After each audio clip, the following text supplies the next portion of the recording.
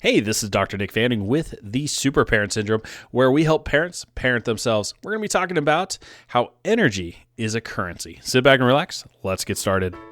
Parenting in the 21st century is ever evolving. And while you balance work, kids, and your sanity, it's easy to feel discouraged. Welcome to the Super Parent Syndrome with your host, Dr. Nick Fanning.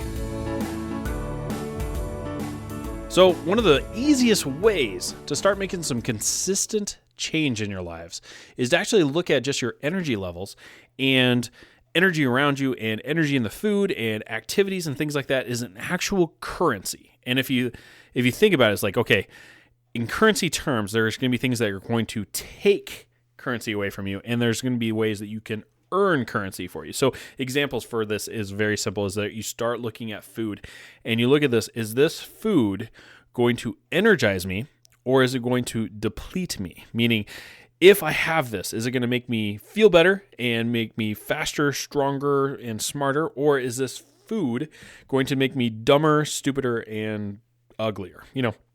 Or slower, whatever you want to determine that. And if you can assign these things, you can say like, okay, well, I got to mix and match, and I have to make sure that there's a good balance to things. And I like to use like the 80-20 principle or even a 90-10 principle, meaning what letter grade do you want in life? That's what you go for. So if you want a B lifestyle, then you're going to have 80% great food and 20% fun. If you want the A lifestyle, you're going to have 90% great food and 10% fun. Okay, and I really think you should keep it at that range. I mean, there's going to be some crazy people out there that go 95.5%, but at the same time, life is too short. It's worth living. You want to try these new exotic things that may not be the most healthiest for you, or you're not really sure, and to mix and match those things is important. Well, same thing goes with activities, with exercise versus sleeping in, watching Netflix versus reading, or listening to podcasts versus listening to like sports radio. I'm sorry to say this, but sports radio, does it improve your life? Well, if you're a writer, maybe. If you're, heavily invested into things that can make you money, maybe. But otherwise, for the most part, how is it going to improve your life? Okay. Other things, you might be listening to music all the time. Hey, music, for the most part, can de-stress you. It can make you feel good. It can help, break a miserable pattern of being grumpy. But overall, is it going to improve your life? To a small degree, yes. But for a long degree, no. Everything in moderation, right? So again, you have to use that principle, 80-10 or 80-20 or 90-10 or whatever you might do, because here's the thing. If you look at it, there's different things, other things in your life that are going to either raise your vibration or lower your vibration. Pornography, going to cost you. Making love with your spouse, going to raise you, okay? And if you can determine that type of benefit, then you win the game. Cooking your own meals, raising your vibration. Eating fast food, lowering your vibration. Having water, having a tea, having a healthy version of coffee versus one laden in sugar. All those things are going to be raising you up versus bringing you down. And we know these things, and we know better, okay? And it's like, hey, I've been raising my currency, I've been raising my vibration all day long. I can have a treat. Not a big deal, okay? Because you tip the scales in your favor. And the best way you can do this is by keeping track. I'm a huge proponent of people using MyFitnessPal. It's free. It's a great, easy way to track what you're eating. Okay, and that way it brings your mind and you're more cognizant and you understand, okay, these are the things I'm doing. And even if you don't even change your diet at first, at least you're bringing your mindset to it. Also do it the way with you spending. Okay, how are you spending every cent? And if you can do that and maybe not even change your spending habits yet, but if you can start with just tracking it, you're going to automatically want to be doing better because then it's more on top of your mind all the time. I would do it with sex. Track your sex. There's an app called Sex Tracker. I think it's like $5 a whole year. And so I would track, hey, how many times was masturbation or foreplay or, I got shot down or how many times did I make love with my wife? All those things that you can track.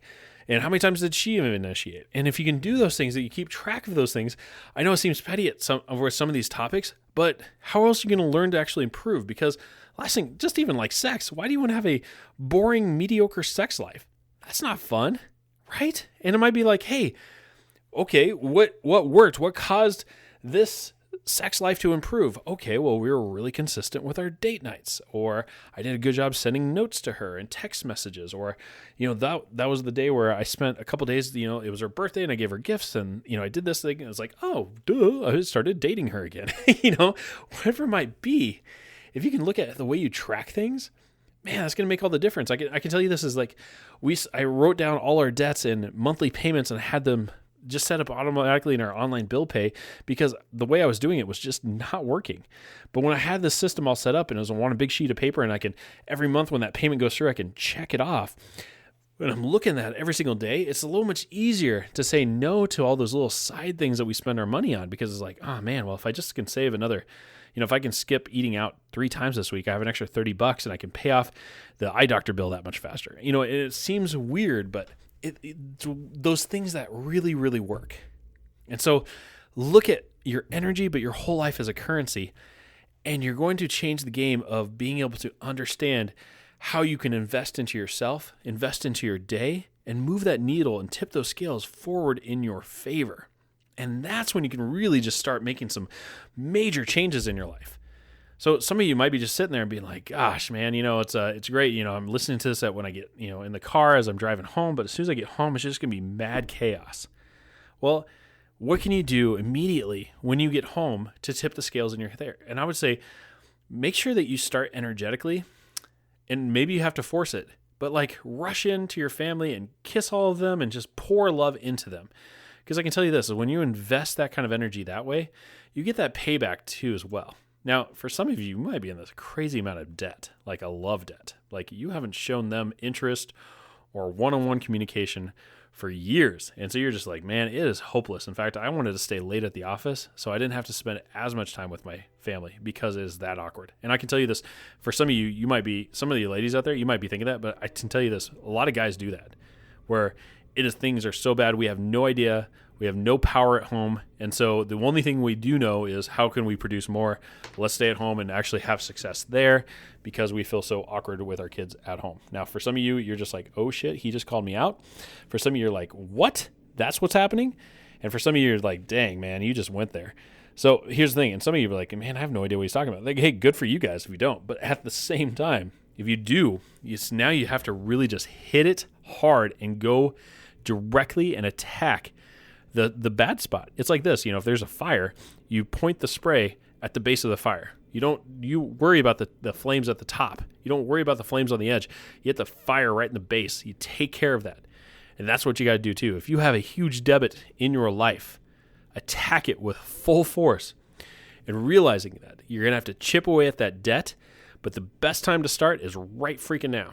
It would have been best to start like way back in the day, but now the second best time, start right now, hit it hard, go all out, tip those scales, and realize you're not going to pay this overnight, most likely, but consistent small payments is going to take care of the game.